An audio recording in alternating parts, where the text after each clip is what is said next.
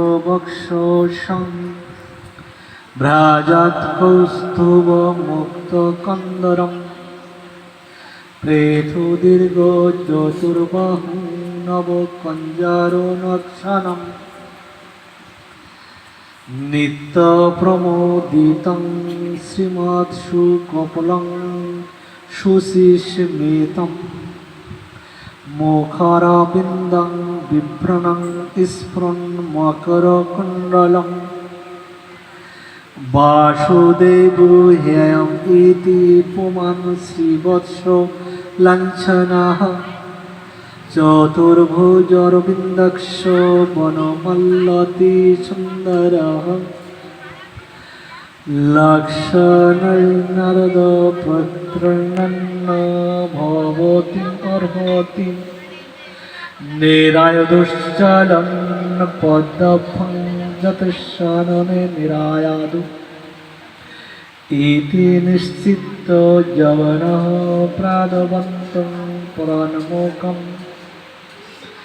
অন্নধাবতি ঘ্রিক্ষুস্তং দুরপমপি যোগিনম।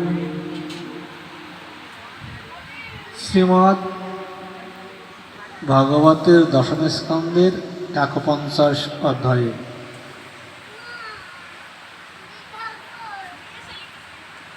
ভগবান শ্রীকৃষ্ণ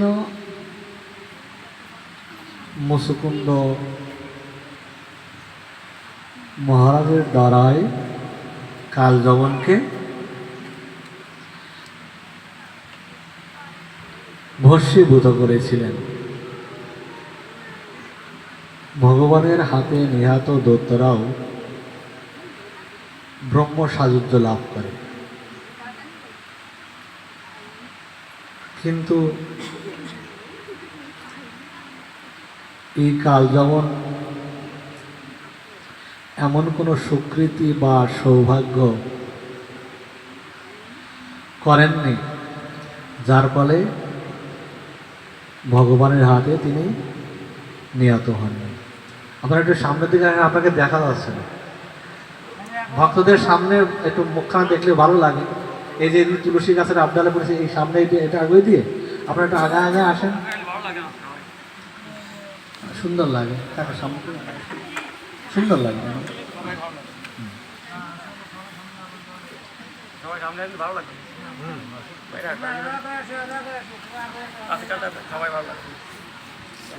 দেখুন,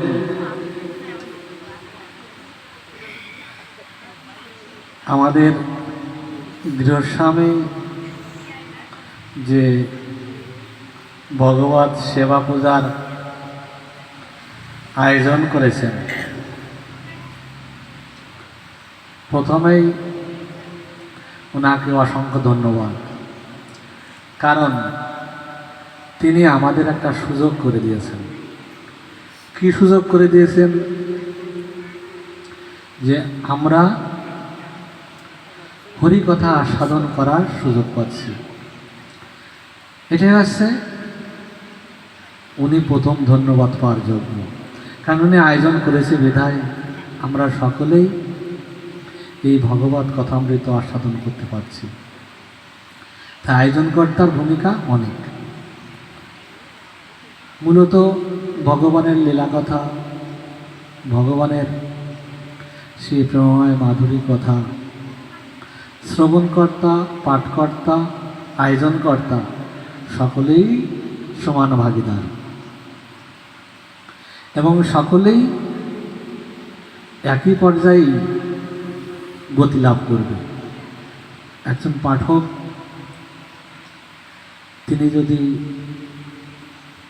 ভগবানকে শ্রবণ করার মনোবৃত্তি নিয়ে পাঠ করেন, শ্রবণকর্তা যদি যে আমি যা শ্রবণ করছি তাতে ভগবান সন্তুষ্টি লাভ করুন, আর আয়োজনকর্তাও যদি নিরভিমানী হয়ে যে না আমি যেটা করেছি সেটা ভগবত প্রীতির উদ্দেশ্যেই করেছি, তবেই সেখানে কোনো রস হতে পারে, আনন্দ হতে পারে।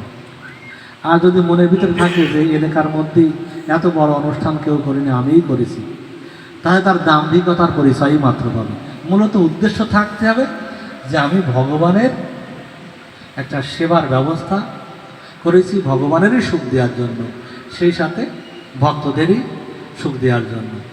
এমন প্রবৃত্তি না আসা পর্যন্ত মানুষের কার্যও সুসম্পন্ন হয় না। যাই হোক, বিশেষ করে এই দিনটাও আমি ধার্য করেছিলাম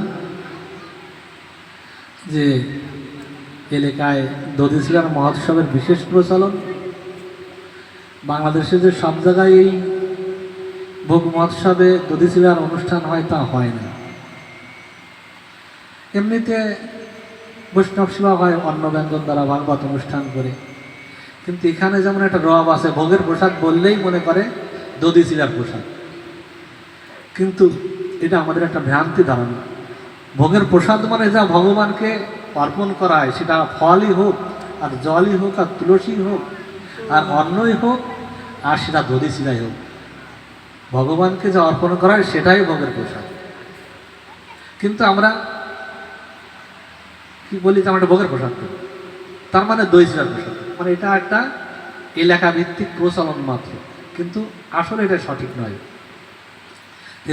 দধিশিলার যে মহোৎসবটা, সেই তিথিটাই হলো আগামী দিন, যে তিথিতে এই দধিশিলার উৎসবটা সৃষ্টি হয়েছিল। এটাকে দণ্ডভোগ মহোৎসব বলা হয়।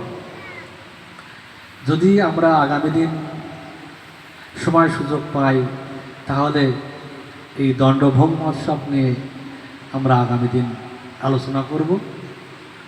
সেটা হচ্ছে রঘুনাথ দাসের নিকটই নিত্যানন্দ প্রভু দণ্ডস্বরূপই এই দধিশিলার আয়োজনটা করেছিলেন। কারণ উনি যখন সংসার থেকে পালিয়ে মহাপ্রভুকে দর্শন করবার জন্য পূর্বের শান্তিপুরে 2 বার গিয়েছিলেন, তখন মহাপ্রভু ফেরত দিয়েছিলেন। এরপর যখন নিত্যানন্দ প্রভু পানিহাটিতে এসেছিলেন সোদপুরে, যখন দর্শনে গেছেন তখনই নিত্যানন্দ প্রভু বলেছিলেন, আরে আরে চূড়া, এতকাল পরে দিলি দর্শন, আজই তোরে করিব আমি দণ্ড। এতকাল পরে দর্শন দিয়েছিস, তার মানে আর যে চূড়া বললেন যে এতকাল পরে চূড়া দিলি দর্শন, মানে আমার প্রাণধনকে তুমি না বলে গৌরাঙ্গধনকে লাভ করতে গেছিলে, এটা আমার কৃপা ব্যতিরিকে যে লাভ করা যাবে না। মহাপ্রভু তাকে 2 বার ফেরত দিয়েছিলেন, তাই উনি বলেছিলেন যে আরে আরে চূড়া, এতকাল পরে দিলি দর্শন, আজই তোরে করিব দণ্ড। সেই দণ্ডটা হলো যে আমার পারিষদগণের সকলকেই তোমার চিরাদধি সেবা করাতে হবে।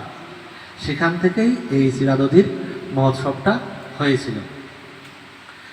আর বিশেষ কথাটাও হলো যে আমারও শ্রী গুরুদেব এই সন্ন্যাসটাও এই দণ্ডভোগ মহোৎসব তিথিতেই দিয়েছিলেন।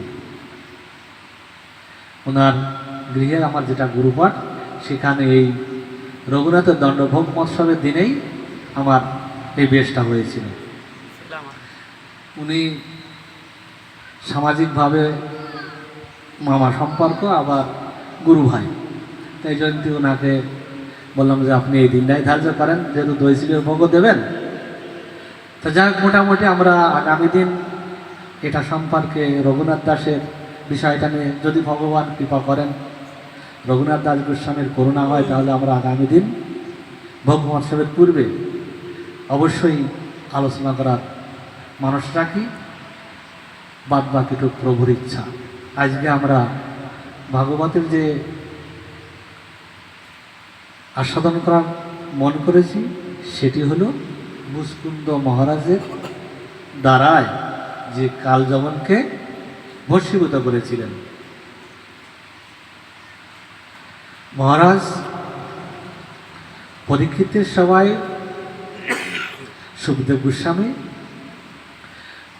আলোচনা করছেন, কালযবন উদীয়মান চন্দ্রের মতো নিরতিশয় সুন্দর। কালযবন কি দেখেছে? যখন মথুরাপুরীতে এই কালযবন আক্রমণ করেছিলেন, আবার ওদিকে জরাসন্ধ 17 বার যুদ্ধ করেছেন। বলরামকে দ্বারকাপুরী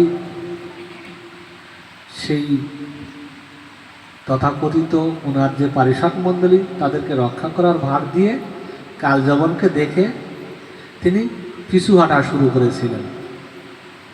পিছু হাঁটতে হাঁটতে আবার ধীরে ধীরে দৌড়াতে দৌড়াতে নাসুয়ার ভান করে ভগবানের ইচ্ছা শক্তি এখানে বলেছেন দ্রপম অপি যোগিনাম, অর্থাৎ যে যোগীরা আত্মার মাঝেও ধ্যান করেও যাকে ধরতে পারেন না, আর তিনি কত মূর্খ, ধরি ধরি, কিন্তু ভগবান তো ধরা দিচ্ছেন না, ধরি ধরি করে পিছনে পিছনে ছুটেছেন। তাই এখানে বলছেন কালযবান উদীয়মান চন্দ্রের মতো নিরতিশয় সুন্দর।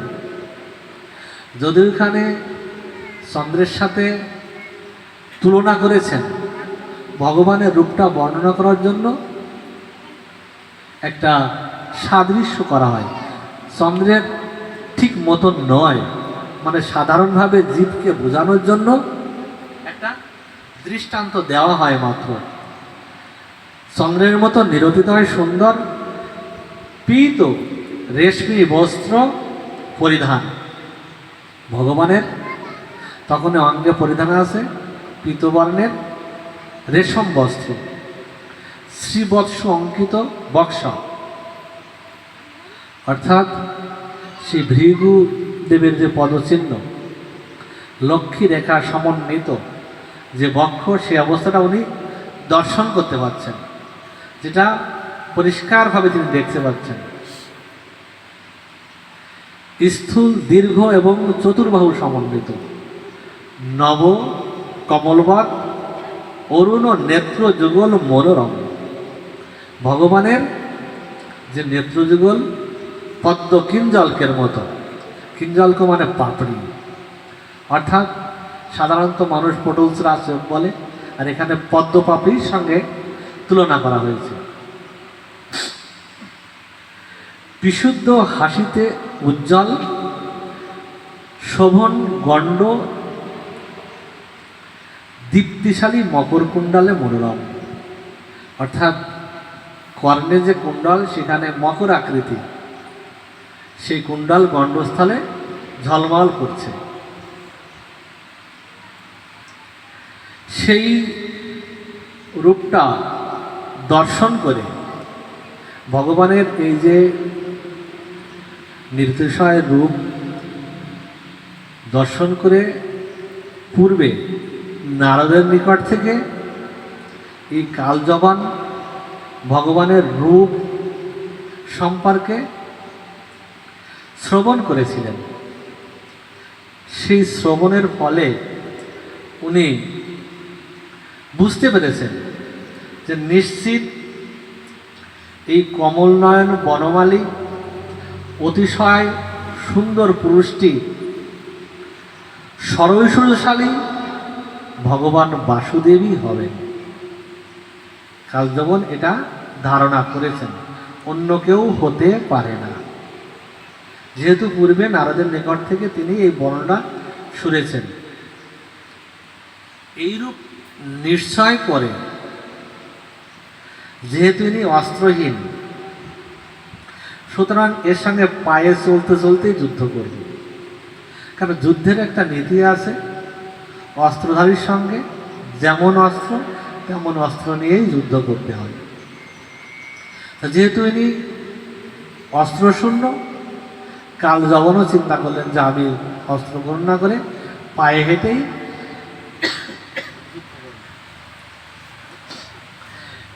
এইরূপ সিদ্ধান্ত নিয়েই যবনে পিছনে মুখ ঘুরানো, তার মুখখানা সুন্দরভাবে দেখতে পাননি। ঈষৎ দ্রুত গতিতে পলায়মান যোগীদের দুর্লভ সেই কৃষ্ণকে ধরবার জন্য তিনি পিছু অনুসরণ করতে লাগলেন। ভগবান শ্রীকৃষ্ণ